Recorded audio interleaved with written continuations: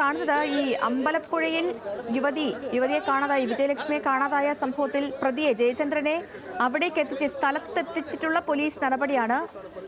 അതിന്റെ ദൃശ്യങ്ങളാണ് നമ്മൾ കാണുന്നത്.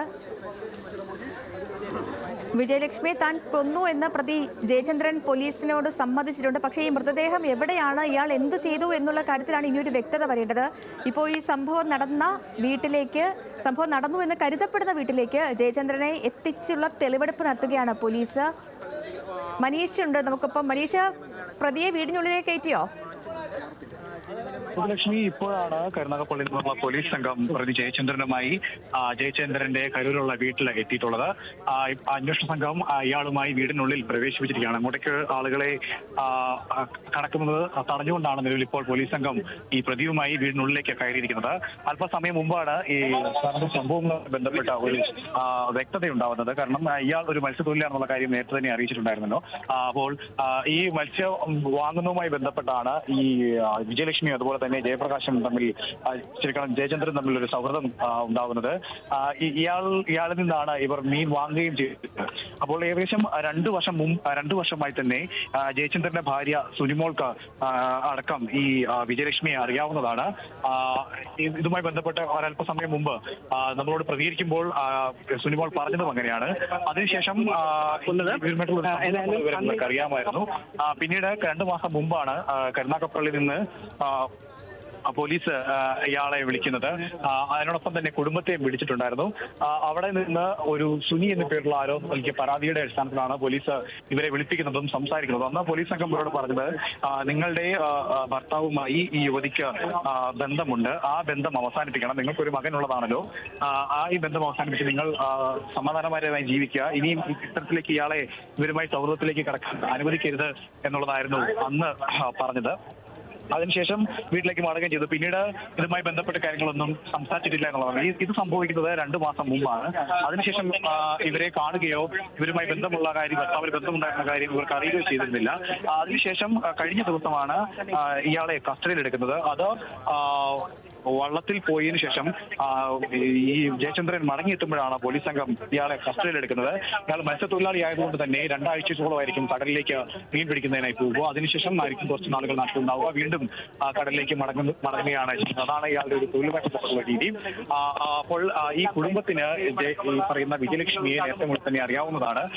ഇവർ തമ്മിലുള്ള ഒരു ബന്ധത്തിന്റെ പേരിൽ കഴിഞ്ഞ 2 മാസം മുമ്പ് നൽകിയ കൊല്ലത്ത് നിന്ന് അത് ആരാണ് പരാതി നൽകിയെന്നുള്ള കാര്യത്തിൽ ഒരു വ്യക്തത ഇനി ലഭ്യമായിട്ടില്ല.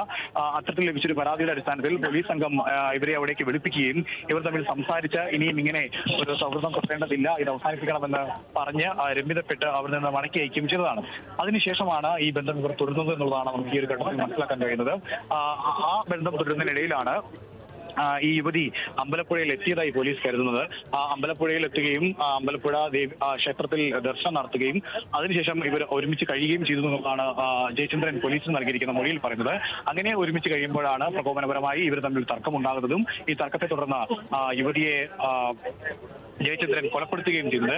ഈ കൊലപാതകം സംബന്ധിച്ച കാര്യങ്ങൾ എങ്ങനെയാണ് കൊലപ്പെടുത്തിയെന്നുള്ളതിൽ ഇവരെ ശ്വാസം മുട്ടിച്ചും അതിനുശേഷം കഴുത്ത് മുറുക്കിയും കൊലപ്പെടുത്തി എന്നുള്ളതാണ് പോലീസിന് ജയചന്ദ്രൻ നൽകിയ മൊഴിയിൽ നിന്ന് മനസ്സിലാക്കാൻ കഴിയുന്നത്.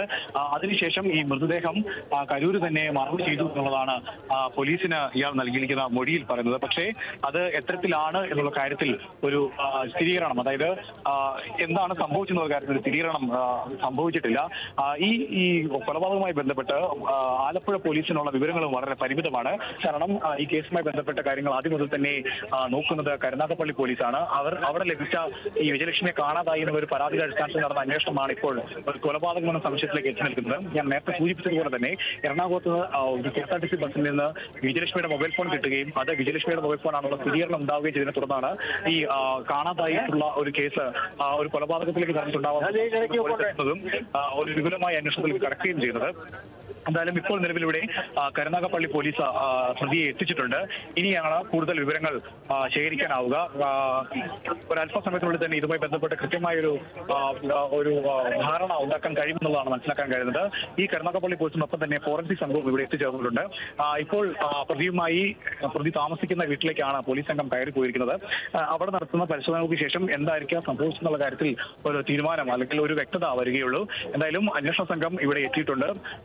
തെളിവെടുപ്പിന് വേണ്ടിയുള്ള, അതായത് എന്താണ് സംഭവിച്ചതെന്നുള്ള കാര്യങ്ങൾ ജയചന്ദ്രൻ പറഞ്ഞതുമായി ബന്ധപ്പെടുത്തി ഇനി എന്തൊക്കെയാണ് തുടർ നടപടികൾ എന്നുള്ള കാര്യങ്ങളൊക്കെ വരും മണിക്കൂറുകളിൽ മാത്രമായിരിക്കും നമുക്ക് അറിയാൻ സാധിക്കുക.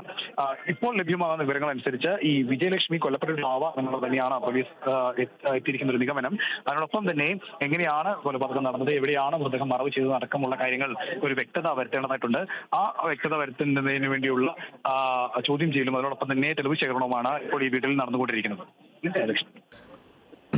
മനീഷ്, ഇതിൽ ഏറ്റവും പ്രധാനപ്പെട്ട മറ്റൊരു കാര്യം, ഒരുപക്ഷെ ജില്ലയിൽ ആലപ്പുഴയെ സംബന്ധിച്ച് തുടർച്ചയായിട്ട് ഇത്തരത്തിലുള്ള കൊലപാതകങ്ങൾ നടക്കുന്നൊരു സാഹചര്യം ഉണ്ടായിട്ടുണ്ട്. ഒരുപക്ഷെ പല നിർണായക കേസുകളും പോലീസ് വലിയ അന്വേഷണ മികവിൽ തെളിയിക്കുകയും ചെയ്തിട്ടുണ്ട്. അപ്പോൾ ഈ ഘട്ടത്തിൽ ഇനി പോലീസിൻ്റെ മുന്നിലുള്ള പ്രധാനപ്പെട്ട വെല്ലുവിളി എന്താണ്? ഒരുപക്ഷെ നേരത്തെയൊക്കെ കണ്ടിരുന്ന ചില കേസുകളിലുണ്ടായ പോലെയുള്ള സംഭവ വികാസങ്ങൾ ഈ കേസിൽ തുടരാനുള്ള സാധ്യതയുണ്ടോ? ഈ ജയചന്ദ്രൻ്റെ മൊഴി എത്രമാത്രം വിശ്വസനീയമാണെന്നാണ് പോലീസ് കരുതുന്നത്? ഇനി എന്തൊക്കെ വിശദാംശങ്ങളായിരിക്കും പോലീസിന് ലഭിക്കേണ്ടതായിട്ടുണ്ടാവുക? ഗൗതം, ആലപ്പുഴയെ സംബന്ധിച്ച് നോക്കുകയാണെങ്കിൽ ഈ ഒരു വർഷം മാത്രം ഇതിപ്പോൾ 6ാമത്തെ കൊലപാതകമാണ് മൃതദേഹം മറവ് ചെയ്ത തരത്തിലേക്ക് ഉണ്ടാകുന്നത്. ഇതിനു മുമ്പ് നടന്ന 5 കൊലപാതകങ്ങളിൽ 4 കൊലപാതകങ്ങളും തെളിയിക്കപ്പെട്ടിട്ടുള്ളതുമാണ്. ഇതിലെ പ്രതികളെല്ലാം തന്നെ അറസ്റ്റിലാവുകയും അവർ നിയമ നടപടി നേരിട്ടുകൊണ്ടിരിക്കുകയും ചെയ്യുന്നതാണ്. അതിനുശേഷം ഈ വർഷത്തെ മാത്രം ആലപ്പുഴയിലെ 6ാമത്തെ ഒരു കൊലപാതകമാണ്. അതായത് കൊലപാതകം എന്ന് പറയുമ്പോൾ മൃതദേഹം മറ്റെവിടെയെങ്കിലും മറവ് ചെയ്തു എന്ന തരത്തിലേക്ക് വരുന്ന 6ാമത്തെ കൊലപാതകമാണ് ആലപ്പുഴയിൽ നടക്കുന്നത്. ഇതിനു മുമ്പ് നടന്ന കൊലപാതകങ്ങളെല്ലാം തന്നെ കൃത്യമായ പോലീസ് അന്വേഷണത്തിൽ തെളിയിക്കപ്പെട്ടിട്ടുണ്ട് എന്നുള്ളതും ഒരു ശ്രദ്ധേയമായ കാര്യമാണ്. ഇതിൽ പ്രതിയെ കസ്റ്റഡി എടുക്കാൻ കഴിയാത്തൊരു സാഹചര്യം ഉണ്ടായത് മാന്നാർ നടന്ന കൊലപാതകത്തിൽ മാത്രമാണ്. അത് ഏകദേശം 14 വർഷം പഴക്കമുള്ള ഒരു കൊലപാതകമായതുകൊണ്ട് ആ കൊലപാതകത്തിൽ ഈ യുവതിയുടെ അന്ന് കൊല്ലപ്പെട്ട കലയുടെ മൃതദേഹ ശരീരങ്ങൾ കണ്ടെത്താൻ കഴിഞ്ഞിട്ടില്ല എന്നുള്ളതുകൊണ്ടാണ് ആ കേസ് മാത്രം ഇപ്പോഴും ഒരു പുരോഗതിയില്ലാതെ നിൽക്കുന്നത്. അത് തന്നെയാണ് പോലീസ് ഇവിടെ നേരിടുന്ന പ്രധാന വെല്ലുവിളി. കാരണം ഒരു കൊലപാതകം നടന്നു കഴിഞ്ഞാൽ അത് കൊലപാതകമെന്ന് സ്ഥിരീകരിക്കുന്നതിന് മൃതദേഹം കണ്ടെത്തേണ്ടതായിട്ടുണ്ട്. മൃതദേഹത്തിന്റെ എന്തെങ്കിലും അവശിഷ്ടങ്ങൾ ഈ കൊല്ലപ്പെട്ട ആൾ മരിച്ചു എന്നുള്ള കാര്യം സ്ഥിരീകരിക്കുന്നതിന് ശാസ്ത്രീയമായി തെളിയിക്കേണ്ട ചില തെളിവുകളുടെ ലഭ്യത ഉറപ്പാക്കേണ്ടതുണ്ട്. അതുകൊണ്ട് തന്നെ അതാണ് പ്രധാനമായും പോലീസ് ലക്ഷ്യം വെക്കുന്നത്. ഈ മൃതദേഹം കണ്ടെത്തുക എന്നുള്ളതാണ്. ഈ മൃതദേഹം കണ്ടെത്തിയെങ്കിൽ മാത്രമേ അന്വേഷണത്തിന് ഒരു പുരോഗതി ഉണ്ടാവുകയുള്ളൂ, അന്വേഷണം മുമ്പോട്ട് കൊണ്ടുപോകാൻ സാധിക്കുകയുള്ളൂ. അത്തരത്തിൽ പോലീസിനെ സംബന്ധിച്ചിടത്തോളം ഏറ്റവും പ്രധാന വെല്ലുവിളി ഈ മൃതദേഹം കണ്ടെത്തുക എന്നുള്ളതാണ്. ബാക്കി നടപടിക്രമങ്ങളിലേക്കായിരിക്കും കിടക്കുക. എന്തായാലും ഇപ്പോൾ ഏറ്റവും പ്രധാന വെല്ലുവിളി എന്ന് പറയുന്നത് ഈ മൃതദേഹം കണ്ടെത്തുക എന്നുള്ളത് തന്നെയാണ്. അത് കണ്ടെത്തി കഴിഞ്ഞെങ്കിൽ മാത്രമേ കൂടുതൽ വ്യക്തത ഈ ഒരു കേസിൽ ഉണ്ടാവുകയുള്ളൂ. അതിനുവേണ്ടിയുള്ള അന്വേഷണമാണ് നിലവിൽ ഇവിടെ പുരോഗമിച്ചുകൊണ്ടിരിക്കുന്നത്. ചോദിച്ചതുപോലെ തന്നെ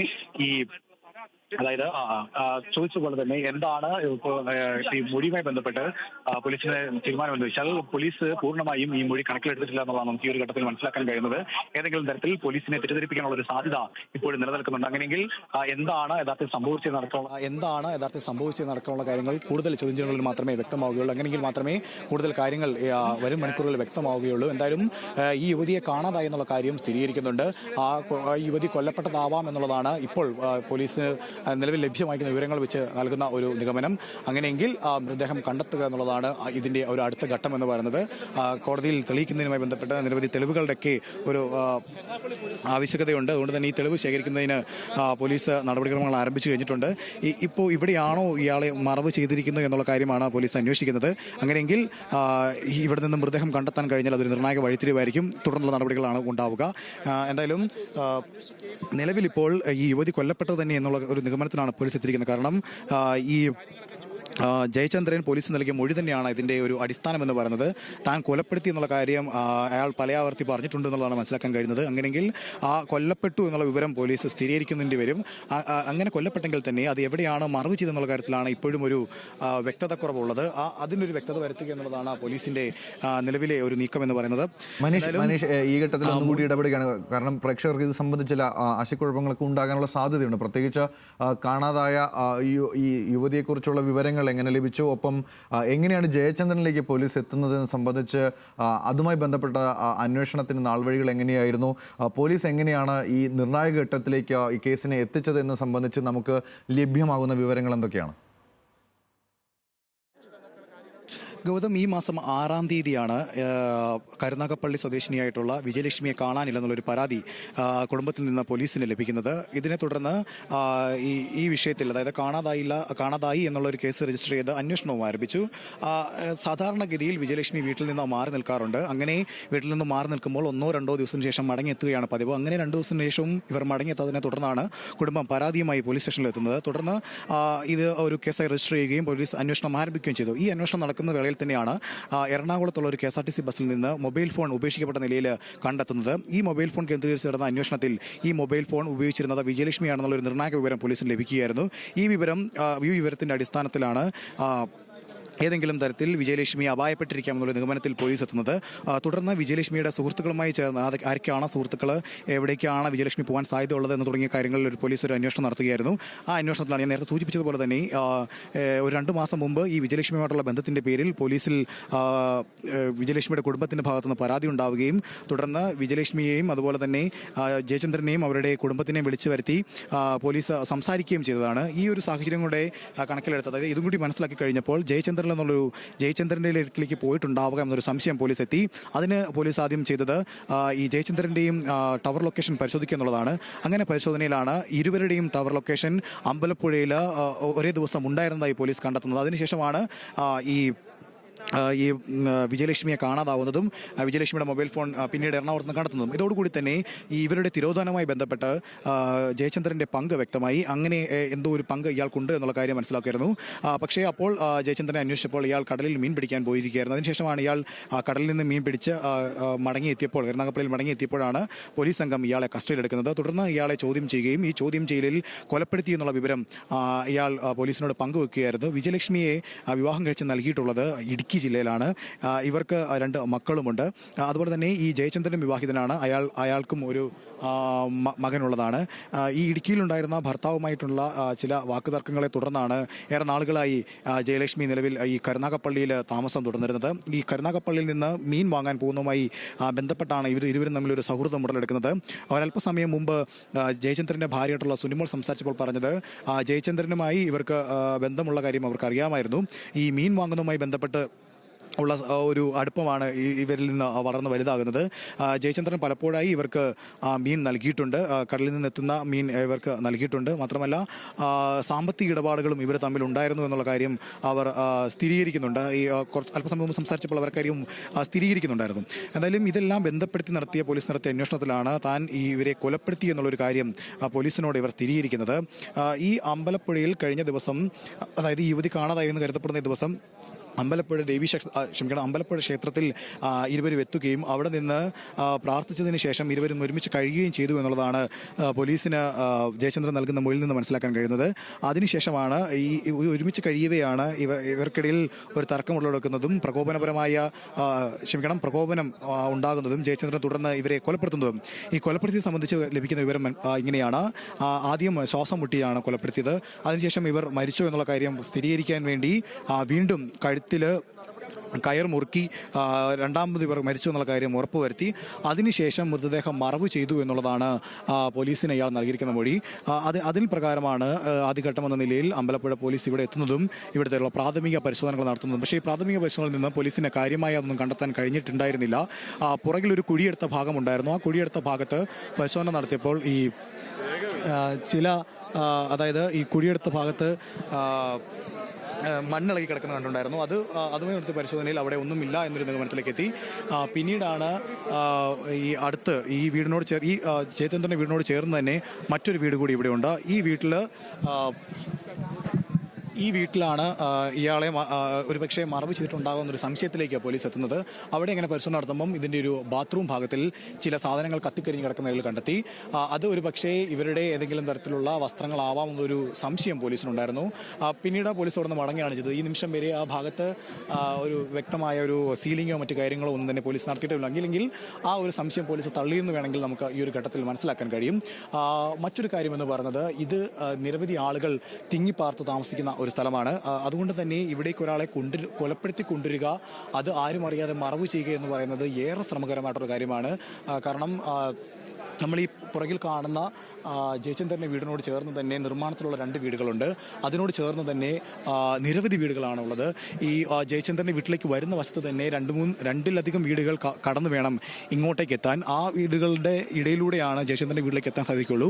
അങ്ങനെയെങ്കിൽ ഇത്തരം ഒരു ഇപ്പോൾ ആലപ്പുഴയിൽ അമ്പലപ്പുഴയിൽ നിന്നുള്ള വാർത്തയാണ്, ഞെട്ടിക്കുന്ന വാർത്തയാണ് പുറത്തു വരുന്നത്. ഒരു സ്ത്രീയെ കൊന്നു കുഴിച്ചു മൂടി എന്നുള്ള സംശയത്തിന്റെ അടിസ്ഥാനത്തിൽ പോലീസ് പരിശോധന നടത്തുകയാണ്. കരുനാഗപ്പള്ളി സ്വദേശിയായ വിജയലക്ഷ്മി എന്ന് പറയുന്ന സ്ത്രീയാണ് കൊല്ലപ്പെട്ടതെന്നാണ് നമുക്ക് ലഭിക്കുന്ന വിവരം. ഇതുമായി ബന്ധപ്പെട്ട് ആൺ സുഹൃത്ത് ജയചന്ദ്രനാണ് ഇപ്പോൾ പോലീസിന്റെ കസ്റ്റഡിയിലുള്ളത്. ഇയാൾ പോലീസിനോട് നൽകിയ മൊഴിയുടെ അടിസ്ഥാനത്തിലാണ് ഇപ്പോൾ പരിശോധന നടക്കുന്നത്. വിജയലക്ഷ്മിയെ കൊലപ്പെടുത്തിയെന്നും മറവ് ചെയ്തു എന്നും ജയചന്ദ്രൻ പോലീസിന് മൊഴി നൽകിയതായിട്ടാണ് ലഭിക്കുന്ന വിവരം. ഇതുമായി ബന്ധപ്പെട്ട് ഈ കൊലപാതകം നടന്നിട്ടുണ്ടെങ്കിൽ അതിൻ്റെ തെളിവെടുപ്പാണ് ഇപ്പോൾ നടക്കുന്നത്. അതിനുവേണ്ടി ജയചന്ദ്രനുമായി ഇപ്പോൾ ജയചന്ദ്രൻ്റെ വീട്ടിലേക്ക് പോലീസ് എത്തിയിട്ടുണ്ട്. കരുനാഗപ്പള്ളി പോലീസും അതോടൊപ്പം തന്നെ അമ്പലപ്പുഴയിലെ പോലീസും ഒക്കെ തന്നെ ഇപ്പോൾ ഈ വീട്ടിലെത്തിയിട്ടുണ്ട്. ഒപ്പം ഫോറൻസിക് സംഘവും ആ വീട്ടിൽ പരിശോധന നടത്തുകയാണ്. മൃതദേഹം മറവ് ചെയ്തത് എവിടെ എന്നത് സംബന്ധിച്ചാണ് ഇപ്പോൾ പോലീസിൻ്റെ അന്വേഷണം നടക്കുന്നത്. നവംബർ 6-നാണ് ഇതുമായി ബന്ധപ്പെട്ടിട്ടുള്ള കേസിൻ്റെ തുടക്കം ഉണ്ടാകുന്നത്. വിജയലക്ഷ്മിയെ കാണാതാവുകയും പിന്നീട് വിജയലക്ഷ്മിയുടെ മൊബൈൽ ഫോൺ എറണാകുളത്ത് ബസ്സിൽ നിന്നും ഉപേക്ഷിച്ച നിലയിൽ കണ്ടെത്തുകയും ചെയ്തു. പോലീസ് തുടർന്ന് നടത്തിയ അന്വേഷണത്തിൽ ഈ ജയചന്ദ്രനുമായിട്ടുള്ള ബന്ധം കണ്ടെത്തുകയും തുടർന്ന് ജയചന്ദ്രനിലേക്ക് അന്വേഷണം നീങ്ങുകയും ചെയ്തു. ഈ ഘട്ടത്തിലാണ് ഇരുവരും തമ്മിൽ അടുപ്പമുണ്ടായിരുന്നെന്നും പിന്നീട് വിജയലക്ഷ്മി അമ്പലപ്പുഴയിൽ എത്തിയതായിട്ടുള്ള വിവരവും ലഭിക്കുന്നത്. അതിനുശേഷമാണ് വിജയലക്ഷ്മിയെ കാണാതാകുന്നത്. ഇതുമായി ബന്ധപ്പെട്ട് നടത്തിയ അന്വേഷണത്തിനൊടുവിലാണ് ഈ കൊലപാതകത്തിൻ്റെ ഞെട്ടിക്കുന്ന വിവരങ്ങൾ ഇപ്പോൾ പുറത്തു വന്നിരിക്കുന്നത്. ഇതിലേറ്റവും പ്രധാനപ്പെട്ട കാര്യം കൊലപാതകം നടന്നിരിക്കുന്നത് നവംബർ 7-നാണ് എന്നാണ് ഇപ്പോൾ റിപ്പോർട്ട് വ്യക്തമാക്കുന്നത്. ഒപ്പം തന്നെ ഈ നേരത്തെ വിജയലക്ഷ്മിയും ജയചന്ദ്രനും കുടുംബമായി താമസിക്കുന്ന ആളുകളാണ്. ഈ വിജയലക്ഷ്മിയുടെ ഭർത്താവുമായി ഉണ്ടായ തർക്കത്തിൽ നിന്നും പിന്നീട് വിജയലക്ഷ്മി കരുനാഗപ്പള്ളിയിലേക്ക് സ്വന്തം വീട്ടിലേക്ക് മടങ്ങി വരുന്നു. ശേഷം ജയചന്ദ്രനുമായി മത്സ്യബന്ധനത്തിൽ മീൻ കച്ചവടത്തിനിടയിൽ ഉണ്ടാകുന്ന സൗഹൃദം അത് പിന്നീട് അടുപ്പമായി മാറി. അതിനോടൊപ്പമാണ് ഈ ഒരു ജയചന്ദ്രനുമായി കൂടുതൽ അടുക്കുന്നത്. അതിനുശേഷമാണ് ഇരുവരും തമ്മിൽ സാമ്പത്തിക ഇടപാട് ഉൾപ്പെടെ ഉണ്ടായിരുന്നു എന്നാണ് മനസ്സിലാക്കാൻ സാധിക്കുന്നത്. ഇപ്പോൾ ഈ തെളിവെടുപ്പ് നടക്കുന്ന ജയചന്ദ്രൻ്റെ വീട്ടിൽ നിന്നും മനീഷ് ഐഷ മാത്യുവാണ് വിവരങ്ങളുമായി നമ്മളോടൊപ്പം തുടരുന്നത്. മനീഷ്, ഒരുപക്ഷെ പോലീസിന് മുൻപിലുള്ള ഏറ്റവും പ്രധാനപ്പെട്ട കാര്യം മനീഷ് സൂചിപ്പിച്ചതുപോലെ തന്നെ ഈ മൃതദേഹം കണ്ടെത്തുക അല്ലെങ്കിൽ എങ്ങനെയാണ് ഈ കൊലപാതകം നടന്നത് എന്ന് തെളിയിക്കുക എന്നതാണ്. അതിലേറ്റവും പ്രധാനപ്പെട്ടത് മൃതദേഹം കണ്ടെത്തുക എന്ന് തന്നെയായിരിക്കും. ഇപ്പോൾ മനസ്സിലാക്കുന്നതനുസരിച്ച് മറവ് ചെയ്തു എന്നാണ് ജയചന്ദ്രൻ മൊഴി നൽകിയിരിക്കുന്നത്. ഇത് ഏത് തരത്തിലാണ് ഈ മൃതദേഹം മറവ് ചെയ്തത് എന്നത് സംബന്ധിച്ച് ഇപ്പോഴും പോലീസിന് വ്യക്തതയില്ല. അതുകൊണ്ടായിരിക്കണം ഒരുപക്ഷെ കത്തിക്കരിഞ്ഞ ആ സാധനങ്ങളുള്ള ആ വീട്ടിൽ നിന്നും മാറി ഇപ്പോൾ ജയചന്ദ്രനെ വീട്ടിലെത്തിച്ച് തെളിവെടുപ്പ് നടത്തുന്നത്. ഈ പ്രദേശം കുഴിച്ച് നോക്കി കണ്ടെത്തുന്ന തരത്തിൽ നമ്മൾ ഇലന്തൂരിലൊക്കെ കണ്ടതിന് സമാനമായ രീതിയിലുള്ള ഒരു അന്വേഷണത്തിലേക്ക് പോലീസ് പോകുന്നുണ്ടോ? എന്തായിരിക്കും അടുത്ത ഘട്ടം അന്വേഷണം? ഈ മൃതദേഹം കണ്ടെത്തുന്നതിന് വേണ്ടിയിട്ടുള്ള അന്വേഷണത്തിലേക്ക് പോലീസ് പോകുന്നത്. ജയചന്ദ്രൻ്റെ മൊഴി പൂർണ്ണമായും വിശ്വാസത്തിലെടുക്കാത്ത സാഹചര്യത്തിൽ പോലീസ് മറ്റ് മാർഗങ്ങൾ കൂടി പരിശോധിക്കുന്നുണ്ടോ? എന്താണ് അന്വേഷണവുമായി ബന്ധപ്പെട്ട് ഏറ്റവും പുതിയ വിവരങ്ങൾ? നിലവിൽ ലഭിക്കുന്ന വിവരങ്ങൾ ഈ പോലീസ് പൂർണ്ണമായും ജയചന്ദ്രന്റെ മൊഴി കണക്കിലെടുത്തിട്ടില്ല എന്നുള്ളത് തന്നെയാണ്. പക്ഷേ അപ്പോഴും ഇയാൾ നൽകുന്ന സൂചനകൾ അനുസരിച്ച് ഇവിടെ പരിശോധിക്കുക എന്നുള്ളത് പോലീസിന്റെ ഉത്തരവാദിത്തത്തിന്റെ ഭാഗമാണ്. അതുകൊണ്ട് തന്നെ ഈ വീടിന്റെ പിറകിലായിട്ടുള്ള വശത്താണ് പോലീസ് ഇപ്പോൾ പരിശോധന നടത്തുന്നത്. ഇവിടെ മറവ് ചെയ്തിട്ടുണ്ട് എന്നുള്ളതാണ് പോലീസിന് നൽകിയിരിക്കുന്ന മൊഴിയിൽ ജയചന്ദ്രൻ പറയുന്നത്. അങ്ങനെയെങ്കിൽ ഈ മൃതദേഹം ഇവിടുന്ന് കണ്ടെത്തുന്നതിനുള്ള ശ്രമങ്ങളാണ് പോലീസിന്റെ ഭാഗത്തുനിന്ന് ഉണ്ടാകുന്നത്. ഇതിനു മുമ്പും സമാനമായ രീതിയിൽ സുഭദ്ര വധക്കേസിൽ കഴിഞ്ഞ മാസമാണ് ആലപ്പുഴയിൽ സുഭദ്ര വധക്കേസിൽ ഇത്തരത്തിൽ മൃതദേഹം മറവ് ചെയ്തതെന്ന് പോലീസ് കൃത്യമായി അന്വേഷണം നടത്തുകയും ഡോഗ് സ്ക്വാഡിനെ അടക്കം കൊണ്ടുവന്ന് മൃതദേഹം ഈ മണ്ണിനടിയിലുണ്ടെന്നുള്ള കാര്യം സ്ഥിരീകരിക്കുകയും അതിനുശേഷം മൃതദേഹം പുറത്തെടുക്കുകയുമാണ് ചെയ്തത്. പക്ഷേ ഇവിടുത്തെ സാഹചര്യം എന്തെന്നാൽ ഈ വാർത്ത പെട്ടെന്ന് പുറത്തേക്ക് പോവുകയും അതിനെ തുടർന്ന് അത്തരത്തിലുള്ള ഒരു പരിശോധനകൾക്ക് പോലീസിന് സാധിക്കാതെ വരികയും ചെയ്തു. അതുകൊണ്ടാണ് മറ്റേതെങ്കിലും അതായത് ഡോഗ് സ്ക്വാഡിന് അടക്കമുള്ള സഹായം തേടി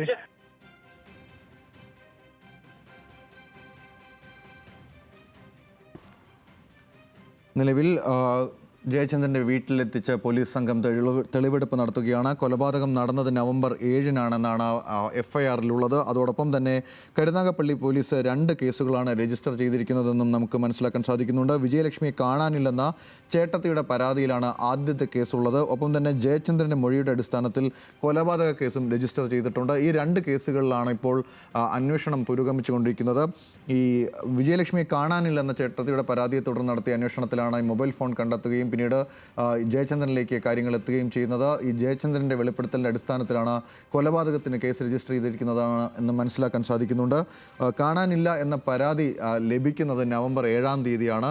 അപ്പോൾ ഒരു നീണ്ട കാലത്തിന് ശേഷമാണ് ഈ തെളിവെടുപ്പ് നടക്കുന്നത് എന്നത് ഏറ്റവും പ്രധാനപ്പെട്ട കാര്യമാണ്. ഈ കൃത്യം നടന്നു എന്ന് പറയുന്ന നവംബർ 7-ന് ശേഷം ഇത്രയും ദിവസങ്ങൾക്ക് ശേഷമാണ് ഈ വാർത്ത പുറത്തു വരുന്നത്. അതുകൊണ്ട് തന്നെ തെളിവുകൾ കണ്ടെത്തുക എന്നത് പോലീസിനെ സംബന്ധിച്ച് ശ്രമകരമായ നടപടിയാണ്.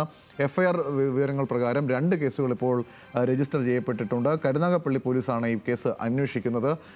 വിജയലക്ഷ്മിയെ കാണാനില്ല എന്ന പരാതിയായിരുന്നു ആദ്യം ലഭിച്ചത്. പിന്നീടാണ് ഈ ജയചന്ദ്രനിലേക്ക് എത്തിയതിനു ശേഷം കൊലപാതക കേസും രജിസ്റ്റർ ചെയ്യപ്പെടുന്നത്.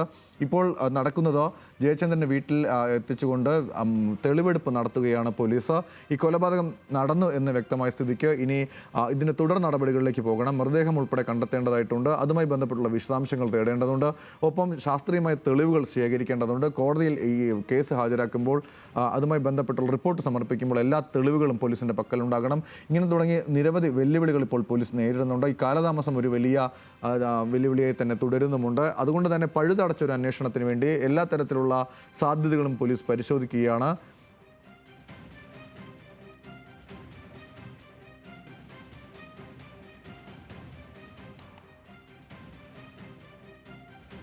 ഇപ്പോൾ ജയചന്ദ്രൻ്റെ വീട്ടിൽ പോലീസ് സംഘം തെളിവെടുപ്പ് നടത്തുന്ന ദൃശ്യങ്ങളും അതിൻ്റെ വിശദാംശങ്ങളുമാണ് പ്രേക്ഷകർ കണ്ടുകൊണ്ടിരിക്കുന്നത്. തത്സമയ വിവരങ്ങൾ പങ്കുവയ്ക്കുകയാണ് ആലപ്പുഴയിൽ നിന്നും മനീഷ് ഐഷ മാത്യു.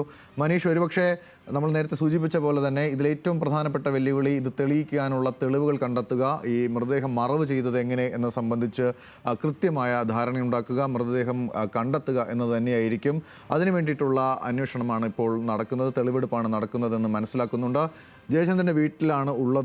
ഒപ്പം തന്നെ നേരത്തെ സൂചിപ്പിച്ച പോലെ തന്നെ ഈ മൃതദേഹം എങ്ങനെ മറവ് ചെയ്തു എന്ന് സംബന്ധിച്ച് ഇപ്പോഴും പോലീസിന് വ്യക്തതയില്ല എന്നാണ് നമുക്ക് ലഭിക്കുന്ന വിവരം.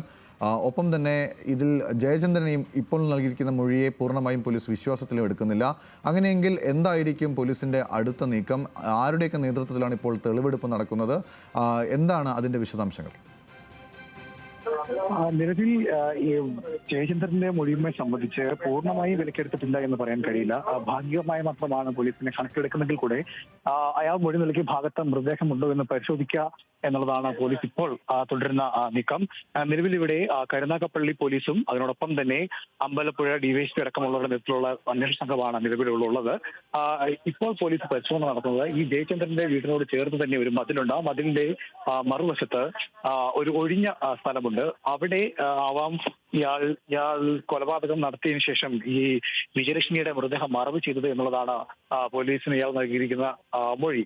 ആ മൊഴിയുടെ അടിസ്ഥാനത്തിലാണ് ഇപ്പോൾ നിലവിൽ പരിശോധന തുടരുന്നത്.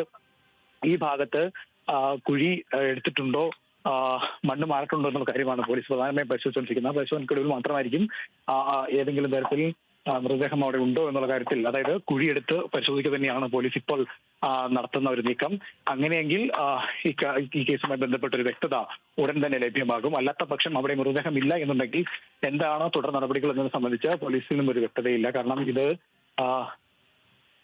മനീഷ് തുടരുക. ഇപ്പോൾ കൊല്ലത്ത് നിന്നും ഷമീർ അബ്ദുൾ കൂടി നമ്മളോടൊപ്പം ഈ വാർത്തയുടെ വിശദാംശങ്ങളുമായി ചേരുന്നുണ്ട്. ഷമീർ, ഒരുപക്ഷെ കേരളത്തെ അല്ലെങ്കിൽ മലയാളിയെ വീണ്ടും ഞെട്ടിക്കുന്ന തരത്തിലുള്ള ഒരു കൊലപാതകത്തിൻ്റെ വാർത്തയുടെ ചുരുളുകളാണ് അഴിയുന്നത്. ഇപ്പോൾ ഏറ്റവും പ്രധാനപ്പെട്ട വാർത്ത ഇത് കരുനാഗപ്പള്ളി പോലീസ് നവംബർ 6-ന് ലഭിച്ച പരാതി. ആ പരാതിയുടെ അടിസ്ഥാനത്തിലാണ് ഇപ്പോൾ ആദ്യഘട്ടം അന്വേഷണം നടന്നതെന്നാണ് മനസ്സിലാക്കാൻ സാധിക്കുന്നത്. അതുമായി ബന്ധപ്പെട്ട് കരുനാഗപ്പള്ളി പോലീസിൽ നിന്ന് ലഭിക്കുന്ന വിവരങ്ങൾ എന്തൊക്കെയാണ്? എങ്ങനെയാണ് ഈ കൊലപാതകം നടന്നത് എന്നാണ് പോലീസ് മനസ്സിലാക്കുന്നത്? അതുമായി ബന്ധപ്പെട്ടുള്ള വിശദാംശങ്ങൾ എന്താണ്? വിജയലക്ഷ്മിയുടെ കുടുംബം ബന്ധപ്പെട്ട് ഇതിൻ്റെ പ്രതികരണങ്ങളൊക്കെ വന്നിട്ടുണ്ടോ? എന്താണ് അതിലെ വിശദാംശങ്ങൾ?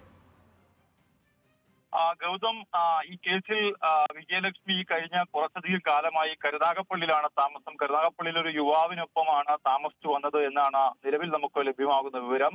ഈ പരാതി നൽകുന്നത് നവംബർ 7-ാം തീയതിയാണ്. വിജയലക്ഷ്മിയെ കാണാനില്ലെന്ന സഹോദരിയുടെ പരാതിയിലാണ് ആദ്യത്തെ കേസ് കരുനാഗപ്പള്ളി പോലീസ് രജിസ്റ്റർ ചെയ്യുന്നത്.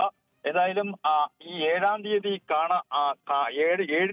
ഏഴിന് വിജയലക്ഷ്മിയെ കാണാതെ പോവുകയും ചെയ്യുന്നു. പിന്നീട് കൊലപാതകം നടത്തിയതും 7-ാം തീയതിയാണ് എന്നാണ് ഇപ്പോൾ ഈ ജയചന്ദ്രന്റെ മൊഴിയും വന്നിരിക്കുന്നത്. എന്തായാലും ഇതൊരു ടെലഫോൺ നമ്പർ കേന്ദ്രീകരിച്ച് നടത്തിയ ഒരു അന്വേഷണത്തിലാണ് ഇപ്പോൾ ഇത്തരത്തിൽ ജയചന്ദ്രനുമായി അടുത്ത ബന്ധം വിജയലക്ഷ്മിക്ക് ഉണ്ടായിരുന്നു എന്ന് മനസ്സിലാകുന്നത്. അതായത് വിജയലക്ഷ്മിയുടെ ഫോൺ ഒരു KSRTC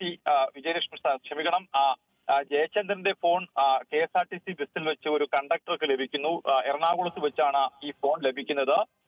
ഈ ഫോൺ തുടർന്ന് പോലീസ് പരിശോധിക്കുന്നു. പോലീസ് പരിശോധിക്കുന്നതിന് ശേഷം ഈ ഫോണിൽ നിരന്തരമായി ബന്ധപ്പെട്ടിരുന്നത് ആരൊക്കെയാണെന്ന് പോലീസ് അന്വേഷണം നടത്തുന്നു. അങ്ങനെ നടത്തിയ അന്വേഷണത്തിലാണ് ഇത്തരത്തിൽ ഈ ജയചന്ദ്രനും വിജയലക്ഷ്മിയും ഈ കൊല നടന്ന ദിവസം ഒരേ ടവർ ലൊക്കേഷനിൽ ഉണ്ടായിരുന്നു എന്ന് പോലീസിന് മനസ്സിലാകുന്നത്. പിന്നീട് നടത്തിയ കൂടുതൽ ചോദ്യം ചെയ്യലിലാണ് ഇത്തരത്തിൽ വിജയലക്ഷ്മിയെ താൻ കൊലപ്പെടുത്തി അന്നേ ദിവസം, അതായത് നവംബർ 7-ാം തീയതി അമ്പലപ്പുഴയിലെത്തിയ വിജയലക്ഷ്മിയുമായി താൻ അമ്പലപ്പുഴ ക്ഷേത്രത്തിലെത്തി. അവിടെ വെച്ച് തൊഴുതു. ഇതിനുശേഷം ഇരുവരും ജയചന്ദ്രന്റെ വീട്ടിലേക്ക് പോയി.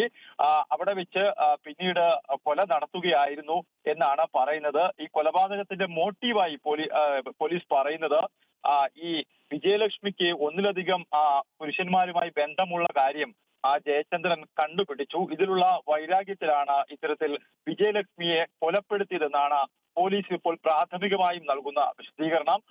ഈ ചോദ്യം ചെയ്യലിലാണ് ഇത്തരത്തിൽ വീട്ടിനുള്ളിൽ കൊലപ്പെടുത്തി അതിനുശേഷം കുഴിച്ചുമൂടി എന്നാണ് ജയചന്ദ്രൻ പറഞ്ഞത്. ഒരു കോൺക്രീറ്റ് ഇട്ട് കുഴിച്ചുമൂടിയ ഭാഗത്ത് താൻ കോൺക്രീറ്റ് ഇട്ട് ചെയ്തു എന്നാണ് പോലീസിന് നൽകിയിരിക്കുന്ന മൊഴി. എന്തായാലും 2 ദിവസം ഇയാളെ ചോദ്യം ചെയ്തതിന്റെ അടിസ്ഥാനത്തിലാണ് ഇന്ന് ഇത്തരത്തിലൊരു തിരച്ചിൽ അമ്പലപ്പുഴയിൽ നടത്തുന്നത്. എന്തായാലും മൃതദേഹം ലഭിക്കേണ്ടത് പോലീസിന് അത്യാവശ്യകതയാണ്.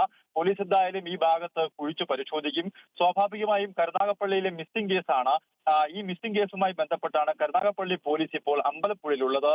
അമ്പലപ്പുഴ പോലീസ് പ്രാഥമികമായും ഈ മൃതദേഹം കുഴിച്ചെടുക്കാനുള്ള നടപടികൾ എടുക്കും. ഇതിനുശേഷം അമ്പലപ്പുഴ പോലീസിന് ഈ കേസ് കൈമാറുമെന്നാണ് ഇപ്പോൾ ഈ ബോർഡ് ലഭിച്ചാൽ ഉടൻ തന്നെ കൈമാറുമെന്നാണ് കരുനാഗപ്പള്ളി DCP അറിയിക്കുന്നത്. എന്തായാലും ഒരു ദൃശ്യം മോഡൽ കൊലപാതകം ആസൂത്രണം ഇയാൾ ചെയ്തിട്ടുണ്ട് എന്നാണ് പ്രാഥമികമായും പോലീസ് വ്യക്തമാക്കുന്നത്. ഇതിന്റെ അടിസ്ഥാനത്തിലാണ് ഇത്തരത്തിലൊരു പരിശോധന ഇവിടെ നടത്തുന്നത്. എന്തായാലും ഇവരുടെ ബന്ധുക്കൾ കരുനാഗപ്പള്ളിയിൽ ഉണ്ട് എന്ന് പറയുന്നത്. എന്തായാലും കരുനാഗപ്പള്ളിയിലേക്കുള്ള യാത്രയിലാണ് നമ്മളുള്ളത്. ഇവരുടെ ബന്ധുക്കൾ ആരെങ്കിലും ഉണ്ടെങ്കിൽ ഏത് സാഹചര്യത്തിലാണ് ഇവർ ഇത്തരത്തിൽ ജയചന്ദ്രനുമായി പരിചയപ്പെടുന്ന അങ്ങനെയുള്ള വിവരങ്ങൾ ലഭിക്കേണ്ടതുണ്ട്. ഇവർ ഇടുക്കിയിലാണ് ഇവരുടെ ആദ്യ വിവാഹം നടന്നത്. ഇടുക്കിയിൽ 2 കുട്ടികൾ ഇവർക്കുണ്ട്. ഒരു ആൺകുട്ടിയും ഒരു പെൺകുട്ടിയുമാണ് ഈ വിജയലക്ഷ്മിക്കുള്ളത്. ഇതിനുശേഷം ഭർത്താവുമായി പിണങ്ങിയ ശേഷമാണ് ഇവർ കരുനാഗപ്പള്ളിയിലേക്ക് എത്തുന്നത്. ഇതിനുശേഷം ഇവിടെയുള്ളൊരു യുവാവുമായി അടുപ്പത്തിലാവുകയും അയാളുമായി ഒരുമിച്ച് ജീവിച്ചു വരികയുമായി. നിലവിൽ അദ്ദേഹമായി വിവാഹം കഴിച്ചിട്ടില്ല, ഒരുമിച്ച് ജീവിച്ചു വരികയായിരുന്നു. എന്തായാലും ആസൂത്രിതമായി നടത്തിയ ഒരു കൊലപാതകം, അതും ജയചന്ദ്രൻ ഇത് മുൻകൂട്ടി അറിഞ്ഞിട്ടുണ്ടോ എന്ന് പോലീസ് പരിശോധിക്കുന്നുണ്ട്. അതായത് വിജയലക്ഷ്മിക്ക് നേരത്തെ തന്നെ ഇത്തരത്തിൽ ജയചന്ദ്രനുമായി അടുത്ത പരിചയം ഉണ്ടായിരുന്നു എന്ന്, അതുപോലെ തന്നെ ജയചന്ദ്രൻ വിജയലക്ഷ്മിക്ക് കൂടുതൽ യുവാക്കളുമായി പരിചയം ഉണ്ടായിരുന്നുള്ള കാര്യം ജയചന്ദ്രൻ തിരിച്ചറിഞ്ഞത് എങ്ങനെയാണ് തുടങ്ങിയ കാര്യങ്ങളാണ് പോലീസ് പരിശോധിച്ചു വരുന്നത്. എന്തായാലും അമ്പലപ്പുഴയിൽ എത്തിയപ്പോൾ ഇതുമായി ബന്ധപ്പെട്ട് വിജയലക്ഷ്മി ഇവരും വാക്കുതർക്കം ഉണ്ടാവുകയും ഇവരുടെ ഫോൺ പിടിച്ചു വാങ്ങി ചില നമ്പറുകളിലേക്ക് ഇയാൾ വിളിക്കുകയും ചെയ്തിട്ടുണ്ട് എന്നും പോലീസ് വ്യക്തമാക്കുന്നുണ്ട്. എന്തായാലും കരുനാഗപ്പള്ളി പോലീസിന്റെ ഒരു ഊർജിതമായ അന്വേഷണവും ചോദ്യം ചെയ്യലും നടന്നു. എന്നാലും ഇയാളുടെ മൊഴികൾ പോലീസ് ഏതാണ്ട് 80% മാത്രമാണ് വിശ്വസിച്ചിട്ടുള്ളത്.